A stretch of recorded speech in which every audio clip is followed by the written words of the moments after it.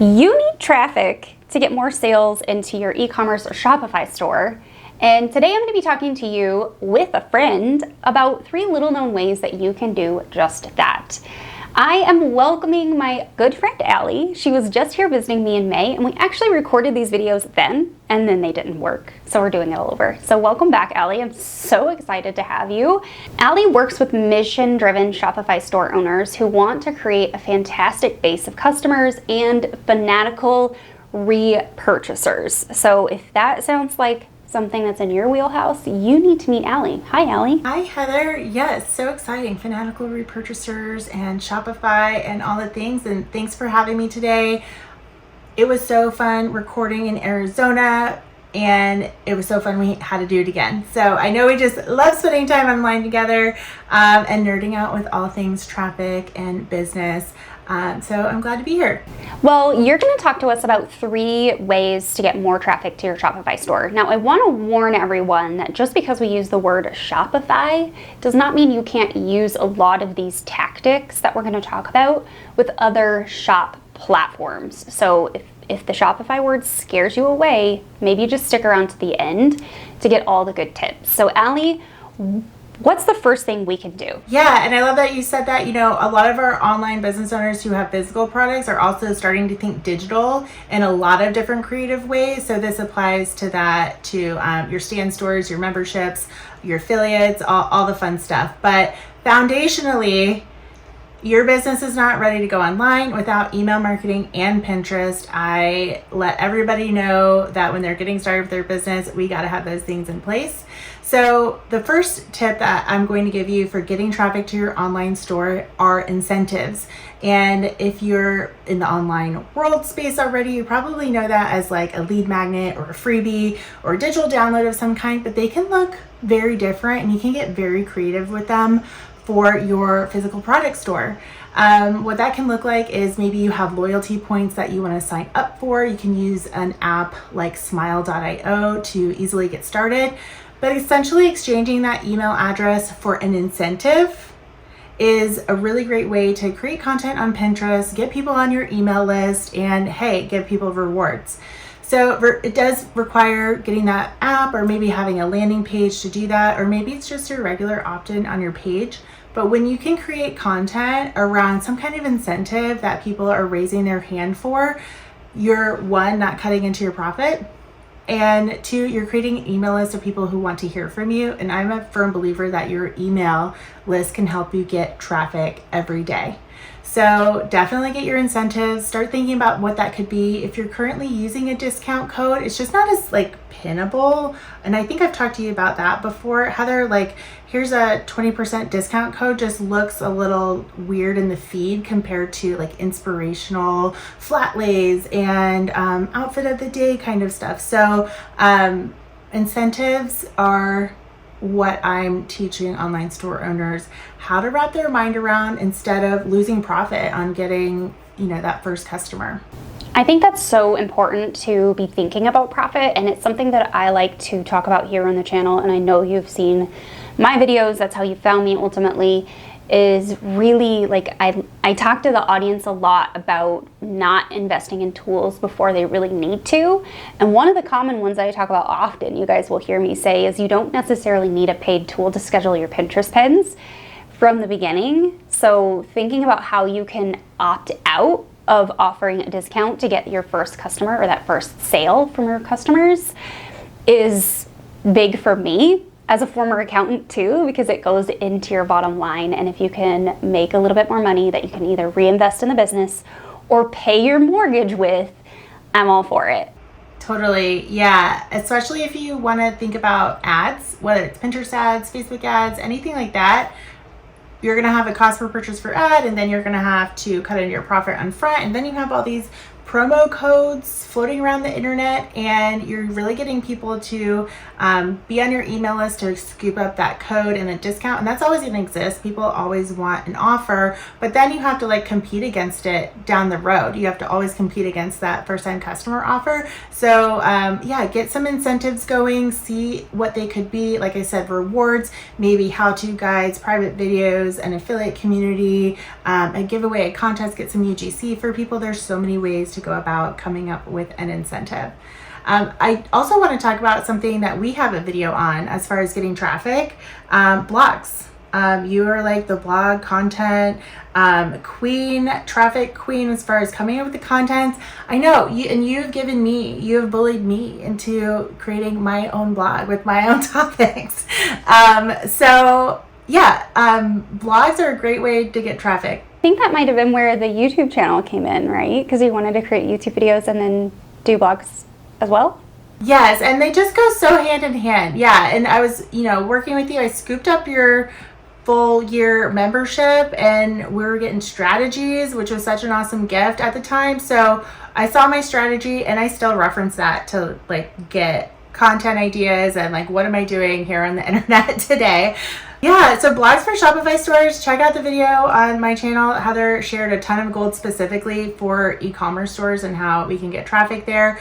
When you have these top of funnel blog posts that are attracting people who don't know you exist yet, and there's always going to be more people who don't know that you exist than know you exist, which is some of the magic about Pinterest and blogs. But getting them once they're on your email list, right? So you've got these incentives. Maybe they found you through a blog and they want your incentive. It would be nice to get your content back in front of people. And I know you teach this too a lot, Heather. Like, you spend a lot of time on content.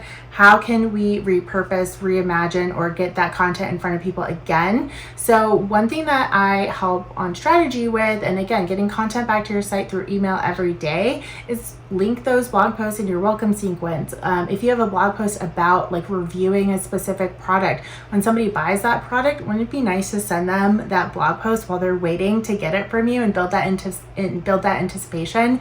So blog posts are a really great way to get that traffic. And we know there's some, like when you pin using the Shopify connection, sometimes Shopify overrides some of the hard work that you maybe thought you were putting into your pins, and it won't do that with your blog post. So if you've got a catalog of blog posts, what's the word you use? Like a backlog or repertoire, a library of blog posts, it's another great way to use URLs from all over your site to use on Pinterest.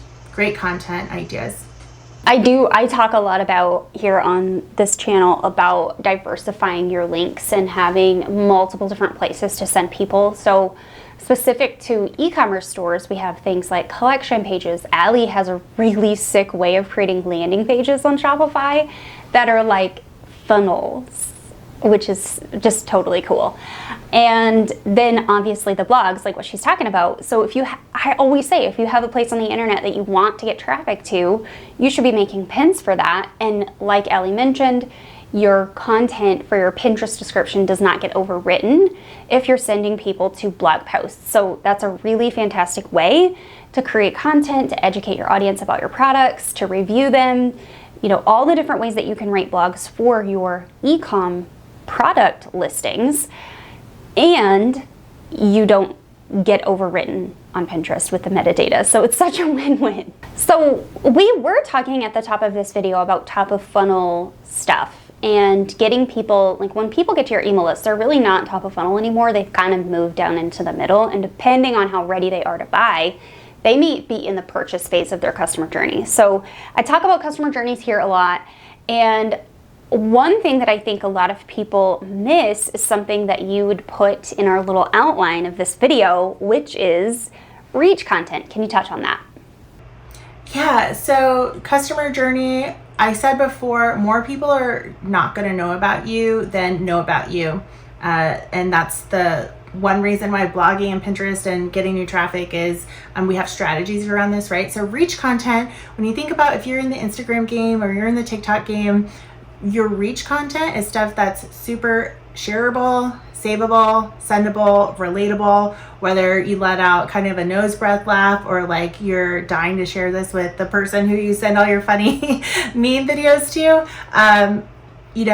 That kind of reach content is the type of content that would also do great in blogs, but it's a different kind of way for people to find you. So the reason why reach content works so well on Instagram and TikTok is it's super shareable, super savable. People want to spread it, and that is how the algorithms are getting it out to more and more people. So for your reach content, if you can think about what kind of content is going to serve somebody who doesn't know about your brand yet, that would be a great thing to create a blog post around. So as we're thinking about reach content for Pinterest, and this is not really a concept I've ever wrapped my head around. I've always thought about it from like top of funnel, middle of funnel, bottom of funnel, but I really like this phrasing you're using of reach content, and I think I'm gonna steal it.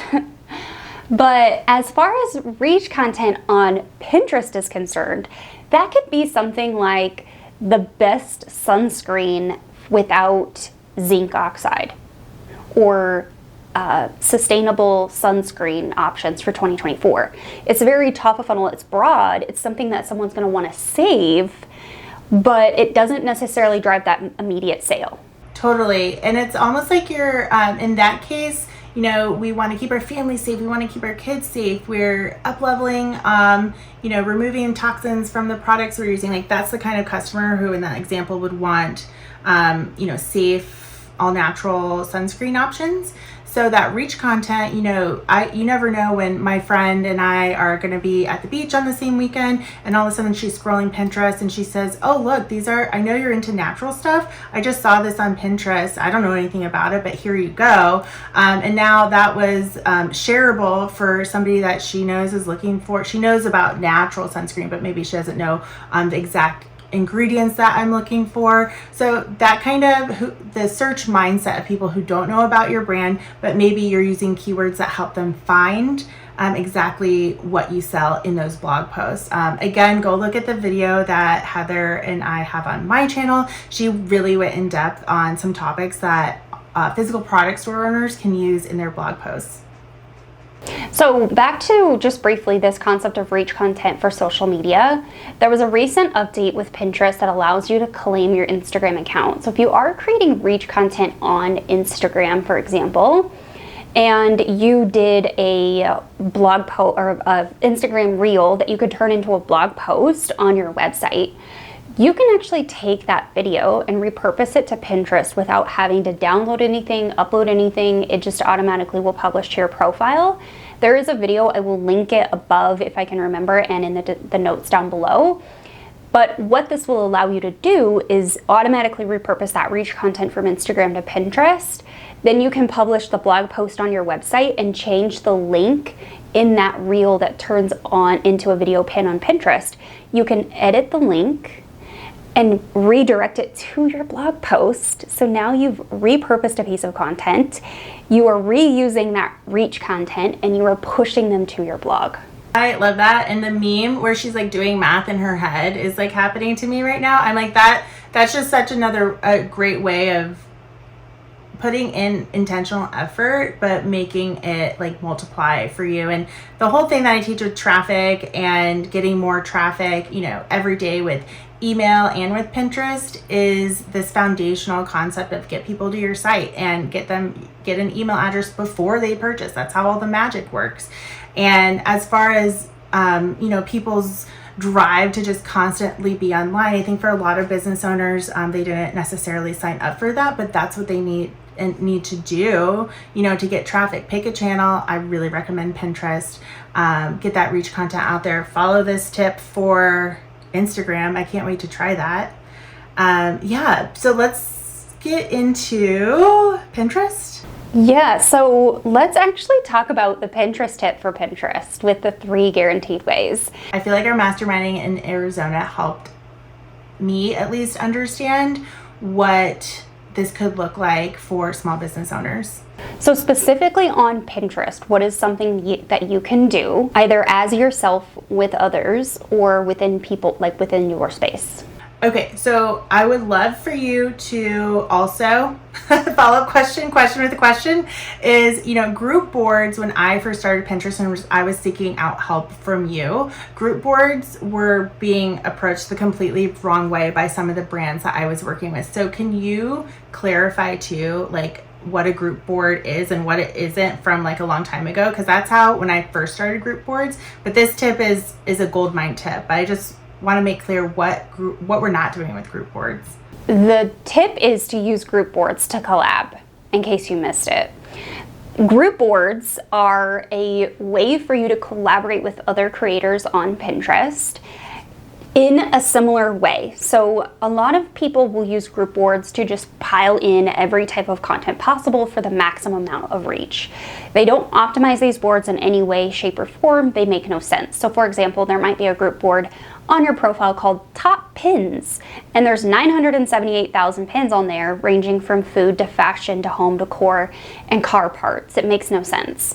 So instead, you really want to envision a group board as a collaborative way in a very niche topic to put your content on or your products on, as well as the people in your space that do a similar thing. Yeah, so the old way is just like a mishmash of like this attempt to just get more reach and you're throwing spaghetti at a wall. But a new way, I have a couple examples, would be if you are a boutique, you have a resort wear collection that you bring in every year. A great way to collaborate with another online store would be to cross-sell. Find somebody who's cross-selling something that doesn't necessarily compete with your brand. But if you were going to complete the look and you're buying something, a dress, something that looks, nice for vacation, well, now we're thinking sunglasses. Now we're thinking sunscreen. Now we're thinking, what's dad gonna wear? What are the kiddos gonna wear?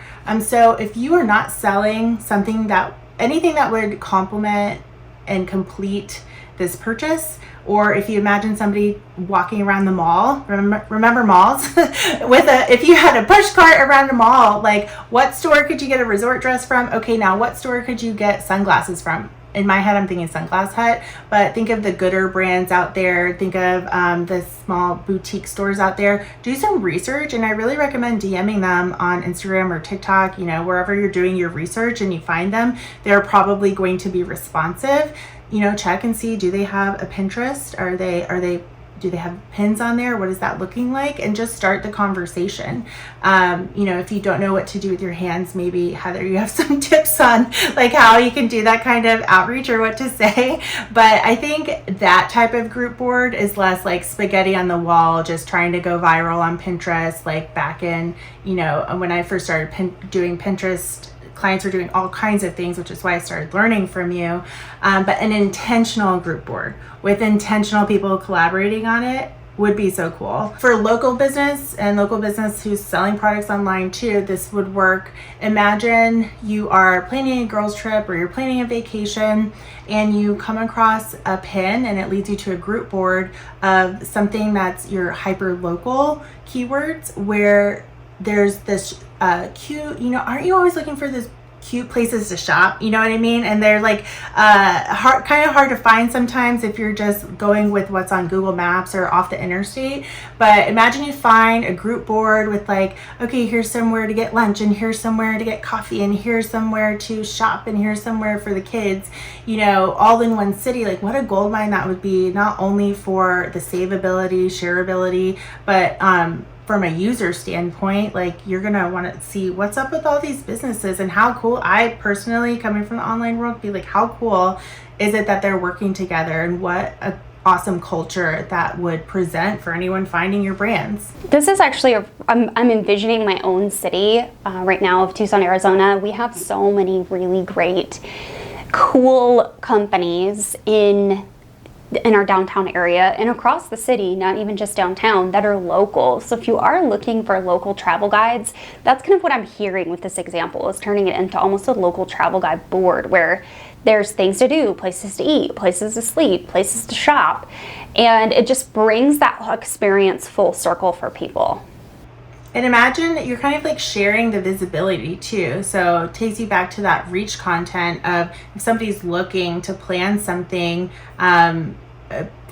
in Orlando, well, it's going to be at the top of the search results anytime you search for stuff in Orlando, all the stuff you already know about. But there are some cool, charming little places that you can go, and it feels like you could almost get traffic by traffic by collaboration is almost what that would be, because all the pins are getting reached no matter what angle somebody kind of comes in at.